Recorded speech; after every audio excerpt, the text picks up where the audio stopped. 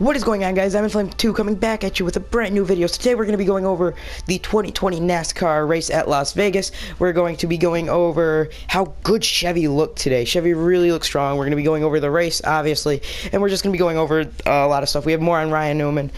We have some predictions on when I think he'll be back. And so, yeah, starting off the day, we found out last night that the 11, 18, and 95 were going to be penalized for they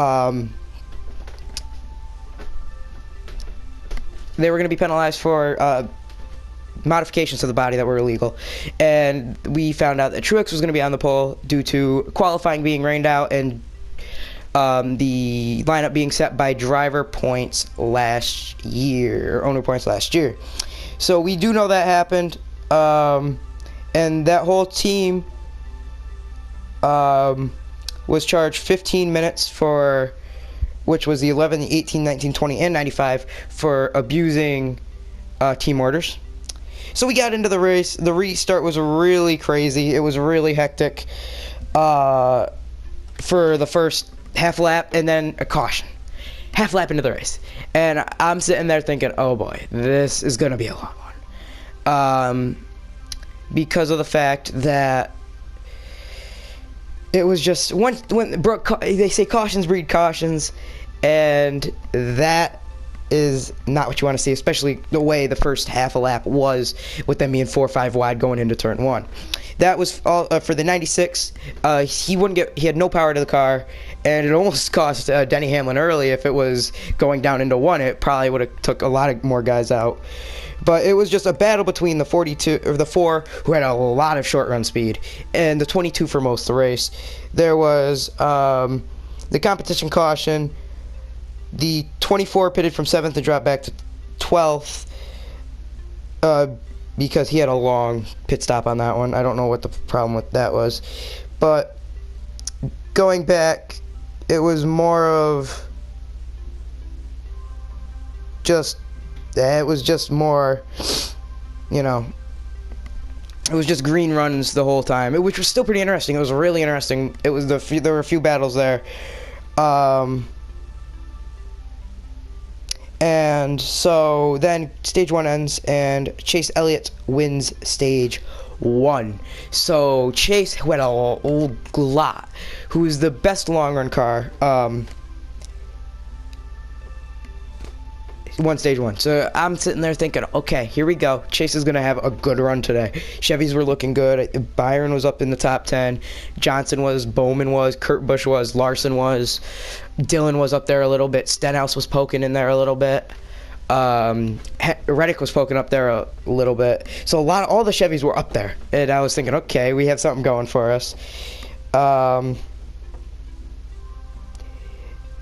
And nothing really happened through stage 2. There were no cautions, and the 9 wins stage 2. So now I'm really thinking, okay, Chase has something. A lot of these Chevys do. And it really set them up for a good, solid run. They were really they didn't have a lot of short run speed, but they had a lot of long run speed. So I'm like, okay, this is looking really good. We have a lot of Chevys up there. My guy Byron might get his first. Bowman might get another one. Johnson might be able to win in his last season. Here, Chase is looking really strong. He might be able to get his 7th win. And then that's really all. And I use the timeline here that NASCAR has, and according to the timeline on lap 168, the number 168 spins from 24th.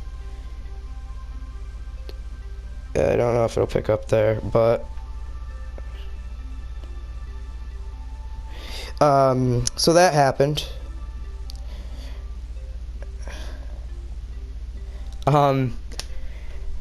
So that was going. So then the restart, I don't know who that was, and then boom, one of the biggest contenders at the time, Martin Truex, tire, boom, into the wall. So now I'm thinking, well, there goes one of the biggest contenders. The only guy left that really shown strong speed is Kevin Harvick, and that's only for short run, and Joey Logano. Maybe they can do it. Maybe they have a shot. And then Chase Elliott blows a tire and into the wall, costing him his day. He finished like 25th, I think, but still, it was not good. And then the 6 spins off turn 2 as the 88 is a rocket ship. The 88 and 24 are rockets. They go from, I think Bowman was in 10th with 50 to go, and then there was, at the time, he got up to 12 to go. He was in 2nd. So he was a real rocket ship at the end of the race there, and Byron was too. Byron was gaining even more time once Bowman got up to 2nd on the leaders than Bowman did. So I was like, okay, Hendrick might be setting up shop for a 1-2 finish here. But the caution, the 12 and 88 pitted, the 22 and the 24 stayed out.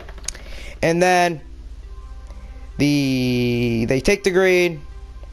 The 22 takes away as the leader, and then on the restart there was contact between Byron and DiBenedetto, causing Byron to blow a tire on the front stretch, which caused a huge wreck. Well, not huge, but a lot of cars had damage to it. And John Hunter Nemechek was one of those who really had a strong day. And Joey Logano ended up winning. So your top 10 was, as I said, Joey Logano ended up winning. And really, that wasn't a big shock. He was one of the real ones up there battling. Blaney probably, if they didn't pit, Blaney probably would have had the shot there. Bowman, again, that's another one you could say probably had a huge shot if they didn't pit. But I think it was more like, as I get the entry or the lineup, the finishing order up right here. So Joey Logano finishes first, Matt DiBenedetto second, Ricky Stenhouse third, Austin Dillon fourth, Jimmy Johnson fifth, Bubba Wallace sixth, Brad Keselowski seventh, Kevin Harvick eighth, Kyle Larson ninth, Ty Dillon 10th. So you can see there's a lot of Chevys up there, and a lot of them came from farther back in the field. Yes, that's also due to pit stops, but still. So now I want to kind of get into more about Chevy. Chevy looked really strong. Chase won both stages. Byron was up there in the top 10 all day almost. Chase was up there obviously in the top 10 all day. Johnson was, Bowman was, Kurt Busch, and Kyle Larson were. They were mainly in the top 10 most of the day actually, especially later on in the final stage. And Dillon, Reddick, and all the other Chevy drivers were poking their nose in there. They weren't able to run up there as well as the top tier teams were, but that's understandable.